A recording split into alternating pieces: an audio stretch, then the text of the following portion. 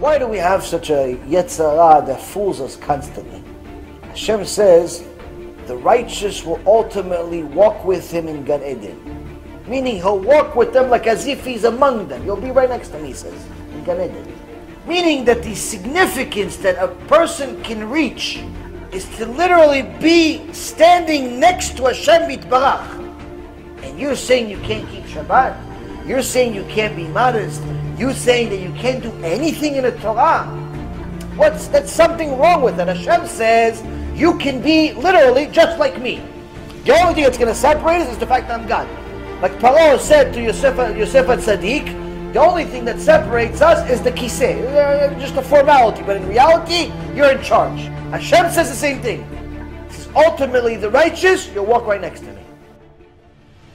So on one hand, you're saying the Creator Himself is saying that our potential is enormous. But yet we think that we can't even barely finish a masechet. We can't barely give a shiur because we don't know anything. All of a sudden we forget. Everybody constantly tells themselves they can't do it. Why? Rabbi Yagen Alav Shalom says he heard the story by one of the Gdolim in Yerushalayim at the time.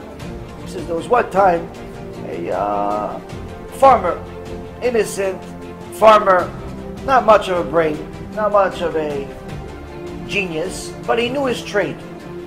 What did he know? He knew what he had to do. He grew some chickens. Everybody that wanted a chicken, they came to him. So one day, this farmer has a customer. The customer says, yeah, I'm looking for chicken. Be my guest. He shows him he has hundreds and hundreds of chickens.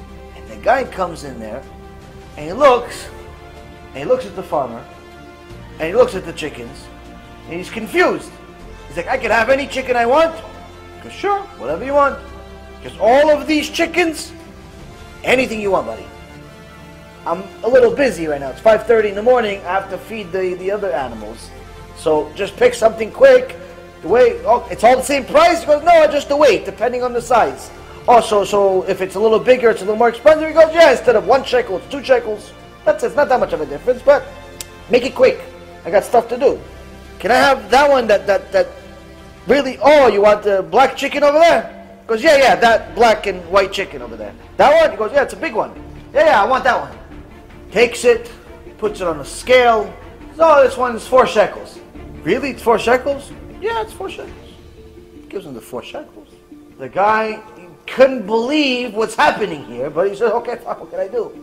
But now, he drives in his car and he's looking at the bird next to him, and he can't believe what just happened. And he goes to the mountains, he takes the bird out, he picks him up with both of his hands because it's so big, and he whispers to the bird, you're an eagle, fly! And he throws it in the air, and the eagle flies away. Now, that's the mashal. Why did the eagle not eat all the chickens? I mean, the eagle is not exactly a friendly bird. If you see eagles, how they treat each other, the battles they have, they literally, it's one of them has to die when they have a battle in the air, and they keep dropping at 60, 70 miles per hour all the way to the ground, unless they separate. Eagles are vicious animals. Why don't the eagle just eat all the birds? If you ever see an eagle, the wings of an eagle can reach, talking about huge mountains, from here to there, huge. How come he's not eating?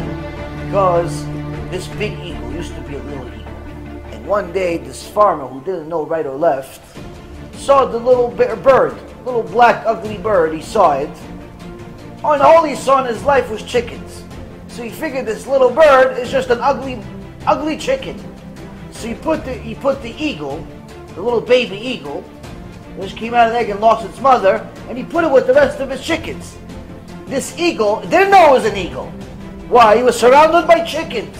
Surrounded by chickens, so it never flew.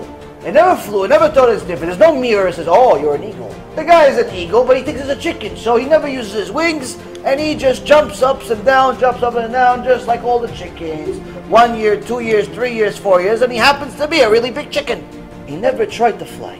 Until the guy that bought him for 4 shekels whispers in his ear and says, you're an eagle. Fly. and he pushed him and forced him to fly. The real deeper lesson is, we are the baby eagle, surrounded by chickens, surrounded by losers of our past. The public schools we attended, the secular people we surrounded ourselves with, the irreligious, religious people we were, friendly with, the people that pretended to be but really weren't.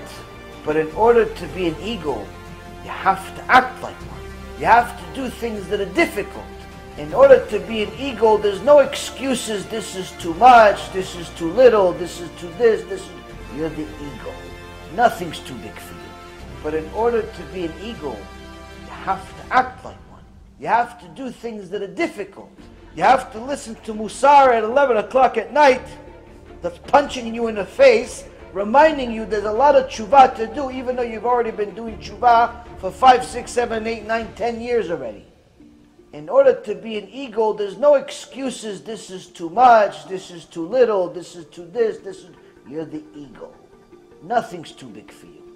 The only reason why you think you can't be a big tzaddik, the only reason why you think you can't have the highest level of emunah, the only reason why you think that you can't be the most modest woman in the world today, like Sarah Imenu, is because you're still acting like a chicken, because you've been surrounded by chickens your whole life.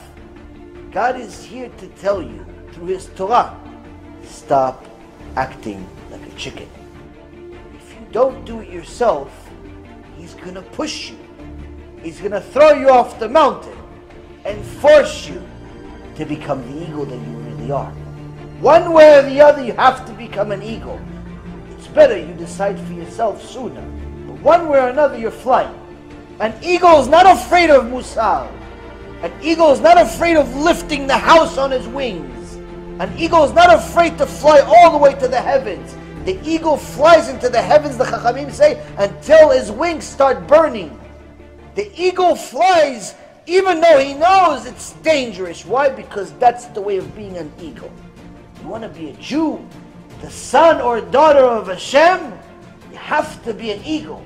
The fact that you come from a past doesn't mean anything. Avraham Avinu came from a worse past than you. You couldn't have a worse past than Avraham Avinu. But he became Avraham Avinu. Yes, it's difficult. When you're going to serve Hashem, Avodat Hashem requires hard work, requires pain, requires Mesirut Nefesh.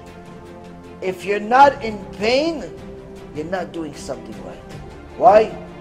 Because in order to become an eagle, pain becomes part of your day-to-day. To be an Eved Hashem requires a little bit of pain, requires Mesirut Nefesh. You're all eagles. All of Am Yisrael is full of eagles, acting like chickens. It's time for us to be the eagles that we're supposed to be. It's time for us to be the eagles.